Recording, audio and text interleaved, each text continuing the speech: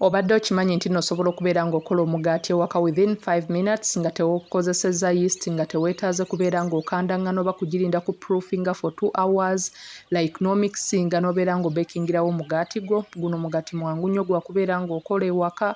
So nkusaba obeere ng'osubscribinga, likinga, sharinga, nkwaniriza ku channel yange nate.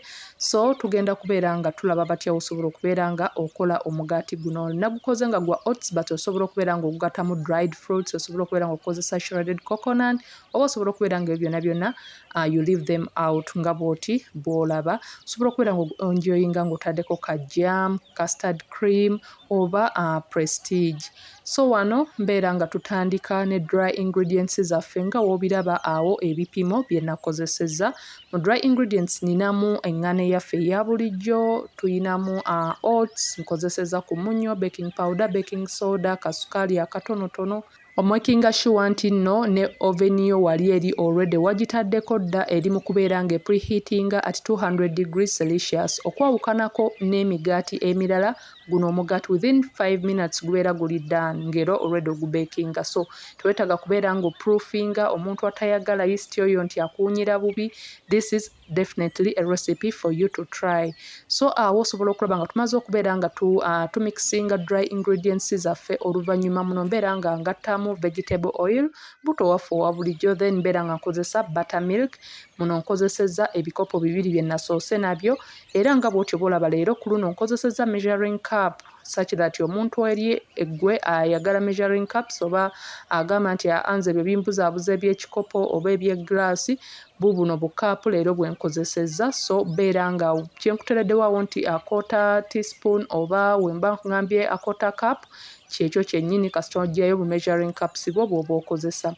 Wano oluvannyuma nga ntandise okuba nga mixinga, nalabye nti wabaddewo bwetaavu bw'okubeera nga ngattamu eyo quarter cup ya buttermilk era ne mbeera nga muteekamu. Buttermilk ono osobola okubeera ng'omukola ewaka nga just ofuna ekikopo eky'amata agaffe aga bulijjo, n'obeera ng'oggyako tablespoon emu, then no substituting eyo tablespoon gy'oggyeko ey'amata n'ogisubstitutinga ne lemon juice okubeera ng'ofuna butter milk. Wano osobola okulaba nti no tetukanda nnyo oba tetumikisinga nnyo, bwetyo nga bw'olaba omixinga ng'okozesa fooko, bintu byangu nnyo by'oba okozesa within no time like osobola okulaba nti nno butter yaffe ey'omugaati already eri ready, era kati wano tubeera nga tugiteeka mu pan gye wagiliisinzeemuko bulungi nnyo ne ka blue band n'ogattamuko n'eŋŋaano ntono to dust, just okubeera nti omakinga sure nti omugaati gwo otuuka okuguggyayo tegukwatira kuli eri wansi at the bottom of the pan. So wano mbeera nga nguteekamu bulungi nnyo, era bw'oba nga ogimikisinga togimikisinga nnyo nnyo nga bw'otyo bw'olabye, ogireka ng'eri bw'etyo yonna erebera yeeyo, bw'etyo bwe tugyetaaga okubeera nga tufuna omugaati. Then mbeera nga wano ngikubakubako wansi such that omugaati gutuuka muli mu paani mwonna bulungi nnyo, gusobole okubeera nga gusetolinga bulungi nnyo muli mu pan. Then nembeera nga kuno kungulu mmaliriza nteekako oats, oba wakozesa shredded coconut awo osobola okubeera nga naye omugattako. Then mbeera ng'obekinga for 30 minutes at 200 degrees Celsius.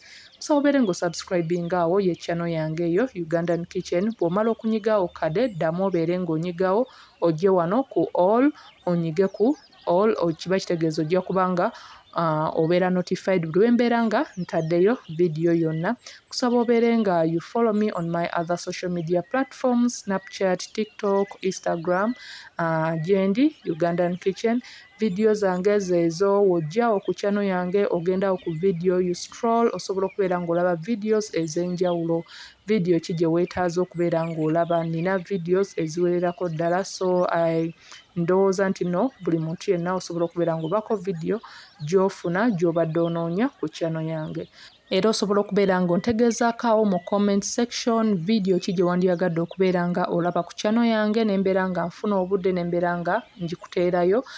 Nkusaba obeere ng'olikinga, kino kinnyambako with YouTube algorithm, kinnyambako okuba nga channel yange ekula, kinnyambako ku views, ekireetera channel yange okula.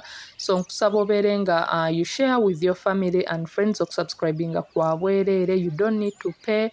so please subscribe, like and share. So oluvannyuma lw'eddakiika 3 tubeera nga omugaati tuguggyayo, then wano tubeera nga tugubikako ne aluminium foil tugwewaza okubeera nga gutaaninga black kubanga gutusiriirako, ne oven obeera nga kati temperature ogissa wansi n'ogiza ku 90 degrees Celsius. Yes, tugibikako omugaati guno tugubikako ne temperature ne tubeera nga tugireducinga paka ng'omugaati for 30 minutes nga guli ready. Kw'omanyiza nti n'omugaati gwe guli ready wano obeera ng'ofuna akambe bw'otyo nga bw'olaba, w'okateekamu ne kavaayo nga kali clean nga tekaliiko ngano yokka ekwatiddeko, kiba kitegeeza nti nno guli ready. Oba osobola okubeera ng'okozesezza ka toothpick. Kye kimu era kye tukola ne ku keeki bw'otyo ng'oyagala okumanya oba keeki ye eri ready, kyekyo kye kimu ky'okola. Then wano mbeera nga ngezaako okuba nga mpisaayo n'akambe esobole okubeera nga evaayo bulungi nnyo, era osobola okubeera ng'olaba nti nno omugaati gwaffe guli ready, gukyayokya bw'otyo nga bw'olabye gukyavaamu n'omukka. Tugenda kubeera nga tuguleka gubeere nga gukuulinga bulungi nnyo, then oluvannyuma lw'eddakiika nga 23 gwe guno omugaati gwaffe bwe gulabika. Osobola okulaba nti nno eno engeri esobola okubeera ng'esimplifyinga omulimu gwo ewaka, naddala mu ngeri z'okubeekinga, mu ngeri z'okubeera nga okola omugaati ewaka, naddala omuntu nga omugaati mugwagala nnyo. Abaana bagenda kuba nga badda ku ssomero, so omuzadde osobola okubeera nga kino okikola overnight nga bw'oli mu kubeera nga obaako ebirala byo preparinga, nti omixinga doyo right away n'obekingirawo before you go to sleep ng'olwedde omugaati gw'enkya guli ready ogw'abaana bagenda ku ssomero. So obeere ng'osubscribinga, give this video a thumbs up, obeere nga onsupportinga. Let me know in the comment section what you think about these recipes. Osobola okubeera ng'oguhavingirako ka jam, naddala ku baana because teguliimu sukaali, so teguliimu sukaali mungi, so teguwoomerera nnyo kiri awo. So osobola okubeera ng'okozesa ka jam, osobola okubeera ng'okozesa ekipooli, osobola okubeera ng'okozesa any other oba custard cream oba just butter, so oba okubeera ng'okukolamu sandwich ez'enjawulo nga bwe nze mbalaganga mu vidiyo zange. Osobola okubeera ng'okusavingira ku soups ezo eziri creamy obulungi, oba okubeera ng'ozirira in this tomato egg sauce. So nkusaba obeere ng'olikinga, sharinga and leave a comment below. Let me know what you think about my recipes in the comment section. Don't forget to click on the bell to turn on your notification to be notified whenever I post a new video. Until next time, thanks for watching.